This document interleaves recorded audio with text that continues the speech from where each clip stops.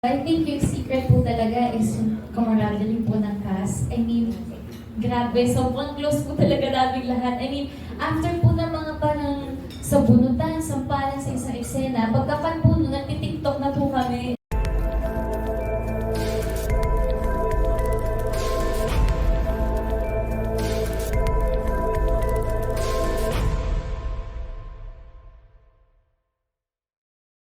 The show has been airing for more than a year. So what do you think is the secret formula as to why the show lasted? And could we expect that the show would be extended for at least, I don't know, before the year ends ba? Okay, so I think yung secret po talaga is yung camaraderie po ng cast. I mean, grabe, sobrang close po talaga namin lahat. I mean, after po ng mga parang sabunutan, sampalan sa isang eksena, pagkapan po nun, nagtitiktok na po kami and mostly sabay-sabay po kami kumakain. And iba po talaga yung bonding. And I think yun po talaga yung isa sa mga pinakasikreto kung bakit po tumagal yung show. And more than that, syempre po yung mga writers namin, sila direct, talagang full effort po sila sa story po ng Abot Kamay na Pangarap. So, sa tanong ko din po kung pwede bang ma-extend yung show, well, sana po. I know marami pong nasistress sa storya, nakaka-stress po si Ma'am Moena at si Don Carlos.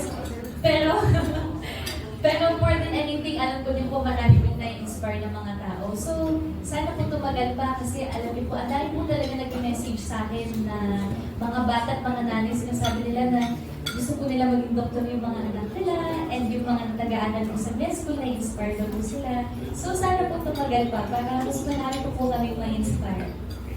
Ang yung work mo kay Miss Carmina, how's your working Ay, relationship? naku, parang nanay ko po talaga siya. I mean, kapag nasa set po kami, nag-share kami ng pagkain sa isa't isa. Minsan nag-exchange po kami ng food. And katulad nga po, nung 80th birthday ko, pinag-shopping niya po ako ng kahit anong gusto ko. And sobrang close po talaga namin kasi nag-messagean po kami like sa Viber. Actually, halos lahat po ng cast talaga. Everyday ko po nakakausap. So, iba po talaga yung bonding namin. Ano po yung similarity ng cast si Alvin Santos sa kay Jillian Ward sa totoong buhay? Pero bang kaparehas? Naku, madami po. Siguro yung pinakauna ko pang naiisip is very family-oriented po si Annalyn. Kumbaga gagawin niya pong lahat para maabot niya at maabot po nilang dalawa ng nanay niya yung mga pangarap po nila. And hi kay Mama, hello. So si Mama po talaga yung, siya po talaga yung parang inspiration ko kay Nanay Lynette, yung sa mother and daughter na eksena. And madami po like si Adeline, masipag po siya and syempre gusto niya po makatulong dun sa mga pasyente niya. And ako naman po bilang artista, syempre gusto ko po makatulong in a way na syempre nakaka-stress na po ang mundo ngayon. Gusto ko lang makapagbigay po ng inspiration and entertainment po sa mga manonood. So more on, ayun po talaga yung similarities po namin ni Ana. Kailan talaga maabot ng kamay yung pangarap ni Jillian? Alam niyo po, yun din po yung tinatanong ko kasi parang 2 taon na po kami. Hindi ko po alam kung ano po ba yung pangarap ni Ana na naabutin niya. Well, siguro po kasi more than yung pagiging doktor, ang pangarap po kasi talaga ni Annalyn is makumpleto po yung pamilya niya. Eh kaso nga po si Ma'am Moena, lagi na lang po may eksena, tapos may Don Carlos po, nakaka-stress. So, abangan na lang po natin yan kung ano po ba mangyayari sa ending. Kasi po, kung napapanood niyo sa mga latest episodes, si Nanay Lynette, umaamin po siya na gusto niya pa rin si Doc RJ. So, ito na ba yung happy ending ni Annalyn na mabuo yung pamilya niya. So, abangan niyo po yan. Okay, thank you. Kailan ba ito matatapos?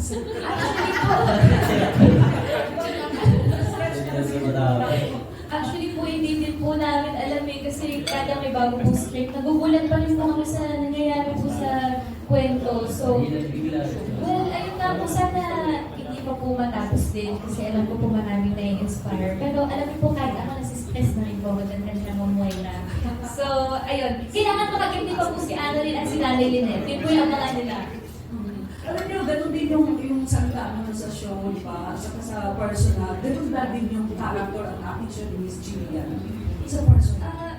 Ewan ko po, I mean kapag nasa stage po kasi ako medyo may confidence po, parang meron po akong alter ego, gano'n. Pero kapag sa personal, medyo may unting side pa rin po ako na mahihain po ako. I mean, hindi po ako,